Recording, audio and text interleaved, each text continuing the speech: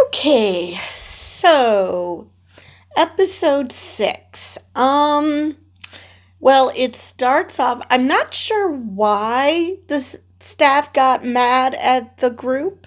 They just said you have to look in on each other. And I'm just like, what happened? What did I miss? So they make them hold their bags, hold their Bergens over their heads. And Chanel was having all sorts of problems doing that, which, okay, that makes sense. We already know she's not the strongest, and even the strong ones were, after a while, having a hard time. So I'm like, okay, she's not surviving whatever's happening today. Actually, I thought she was going to get pulled by the DS just simply because she was standing there crying.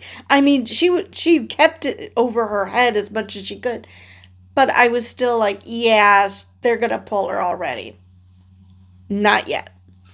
So they go to their first task, and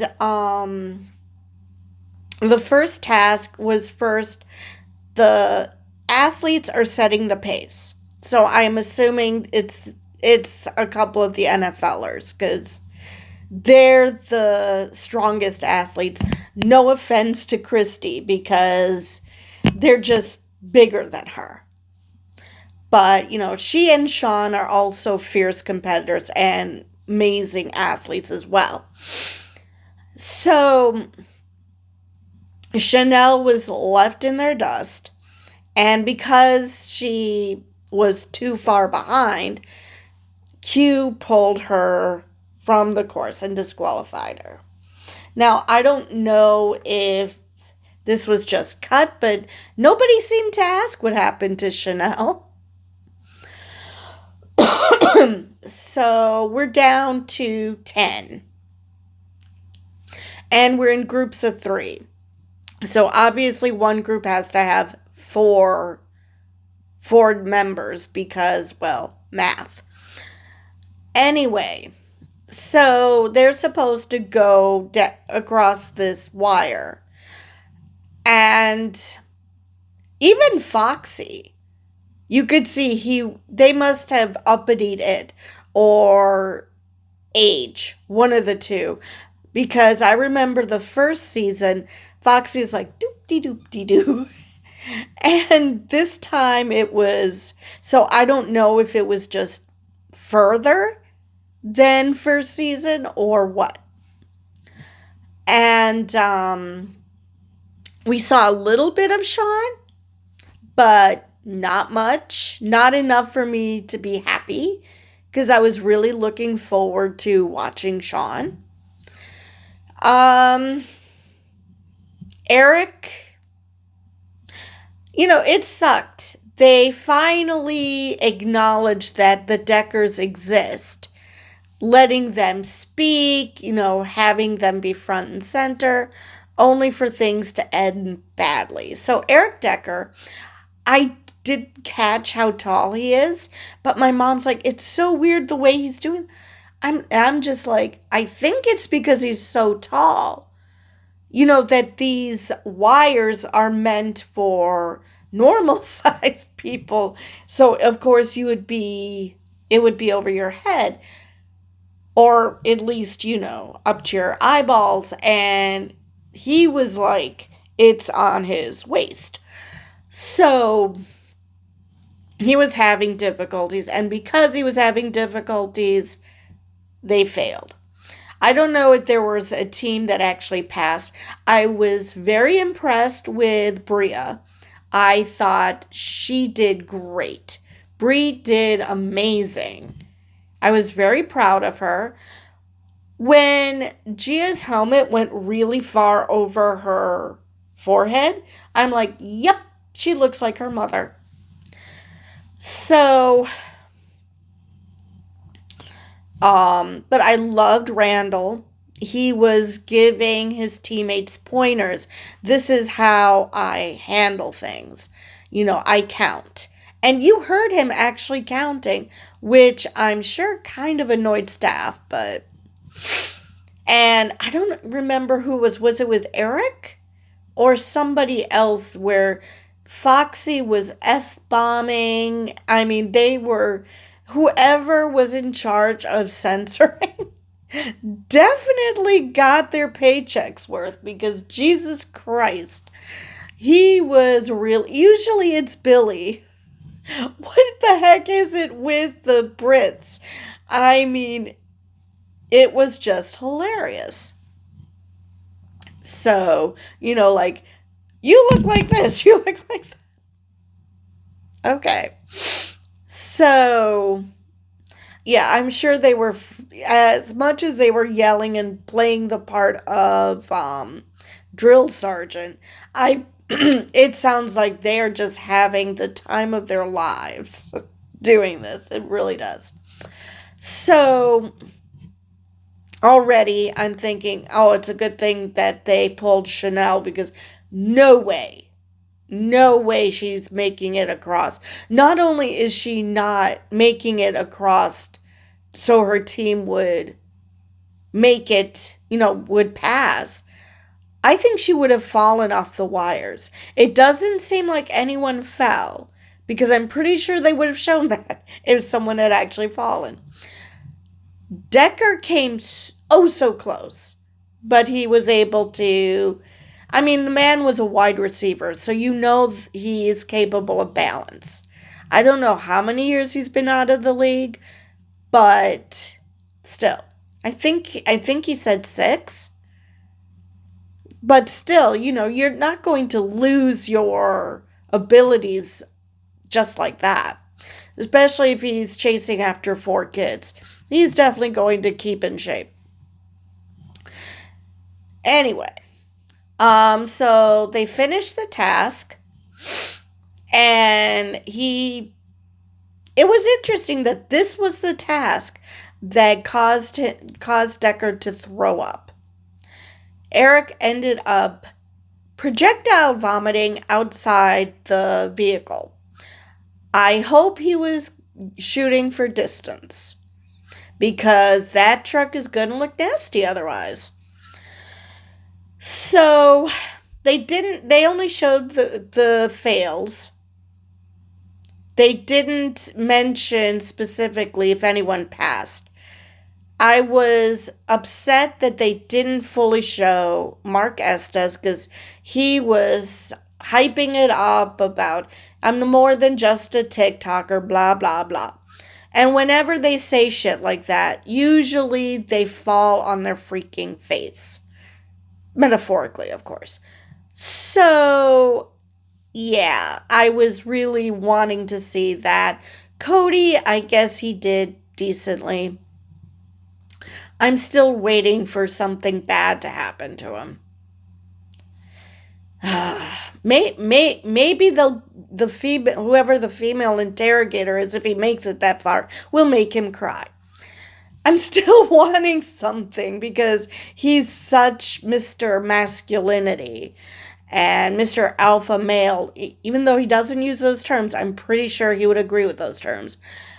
I really, really want him to not fail, but I want him to break emotionally and just accept that it isn't men are like this, women are like this. The men are from Mars, women are from Venus bullshit. Anyway, so he projectile vomits, and you can see how much Jesse loves Eric. I mean, both married couples, they are so supportive of each other. It's so sweet. Very sweet to see. So, the staff has their concerns about Eric. So, they call him in. And,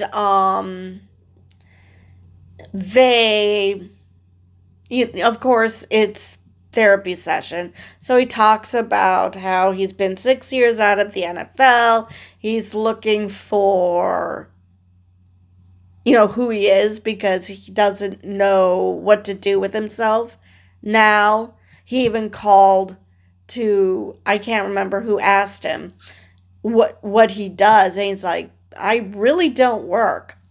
She's my sugar mama. And so, but you can see that bugs him. He wants to do something. He doesn't want to be Mr. Mom. He wants to be productive. Though I don't see what raising 4 kids, I don't see how that's not being productive. I mean, you're not making a paycheck, but you're being productive. You're doing stuff. But he feels like he's wasting his potential. Okay, fair. There's a lot of people, being a stay-at-home parent, being a house husband, stay-at-home dad, whatever. It's not for everyone. That's why I usually say on my other channel, it's a choice. If you're able and you want to stay at home, fine. You should be able to do that. If you want to work outside the home, you should be able to have that choice too. So anyway, he obviously feels like, not emasculated, but he just feels like he wants to, that there's more to him than just that. He wants to accomplish more. So he wants to use this as how much can he do. So he goes back, and immediately his wife is there asking him about it. And I just, like I said, the way that the two married couples interact are great.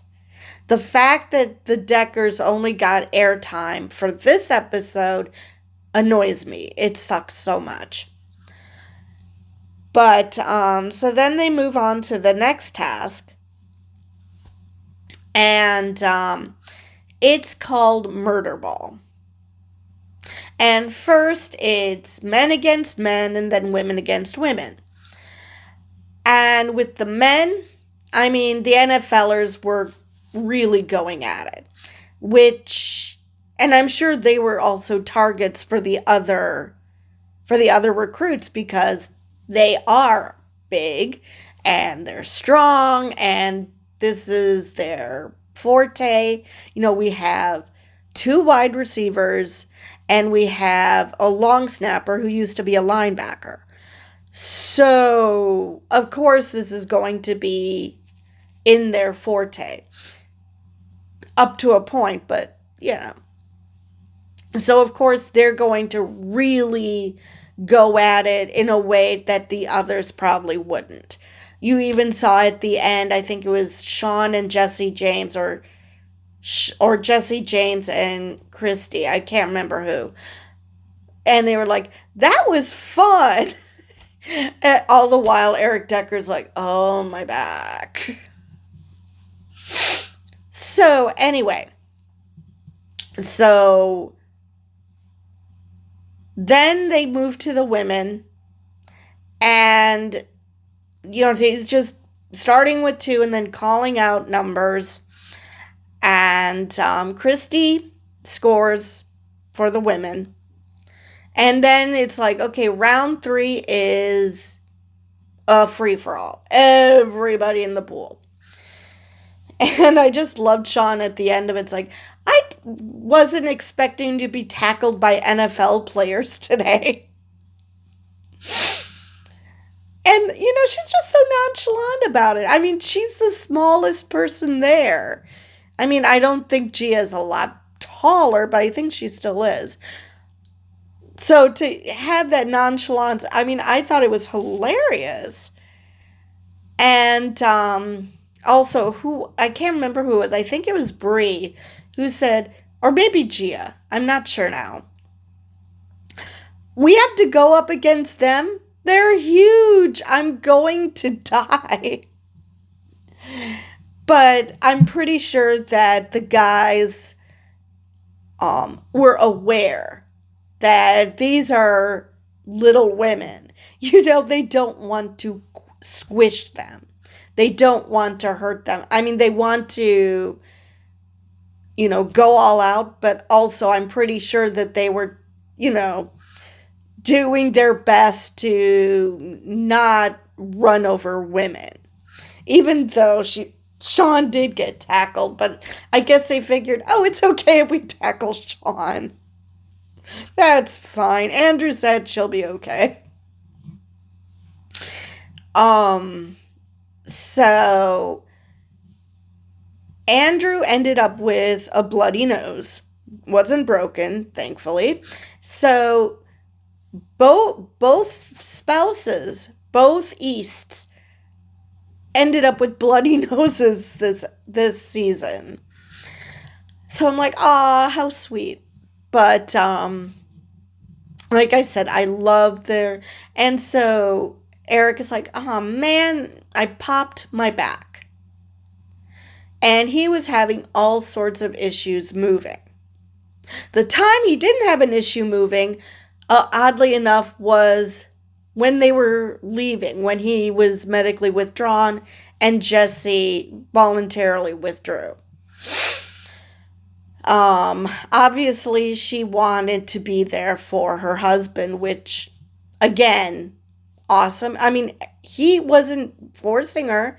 He was like, are you sure you don't want to stay? He was totally fine with leaving by himself. And, but before that, they did therapy with Christy.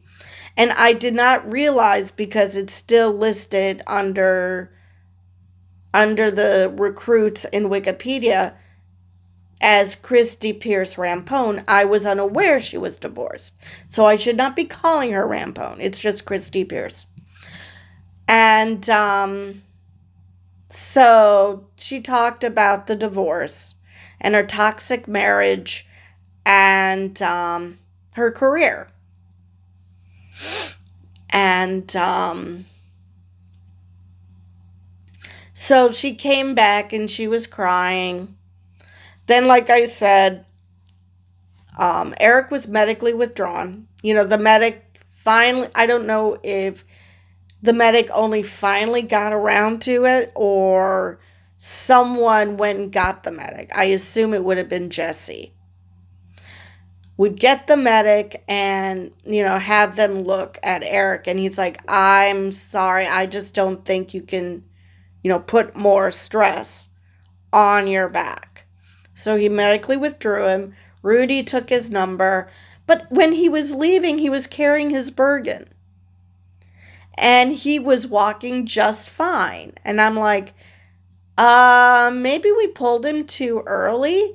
But I get it. The medic would rather err on the side of caution instead of, Eric ending up injuring himself even more. Because, it really, really sucks, because it looks like Eric was starting to get his bearings, at least with Murderball.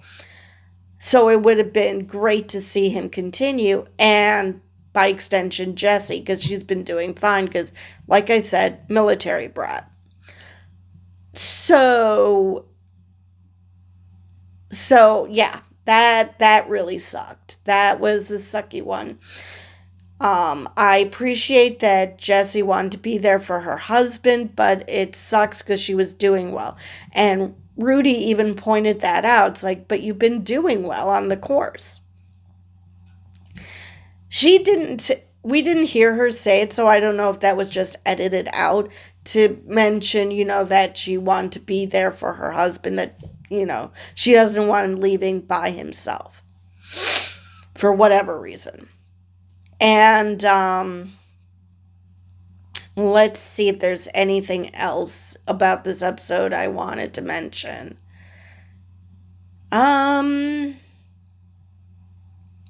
I think I covered everything I wanted to this episode. It's always great to see how the recruits bond, how friendships form. And it's not, clicky. I mean, obviously, there are some recruits that bond more than others because, let's face it, like the NFLers. Of course, they're going to bond because, they might have played against each other or just simply having that shared experience. Of course, they're going to bond. I assume that Sean and Christy would bond simply because, they're both Olympic athletes. So, so it wouldn't be clicks exactly, but just you bond more with one group of people, but you're friendly with everybody. Um, Let me see if there's anything else. I think I covered everything I wanted to this episode. So with that, I will see you guys in the next one.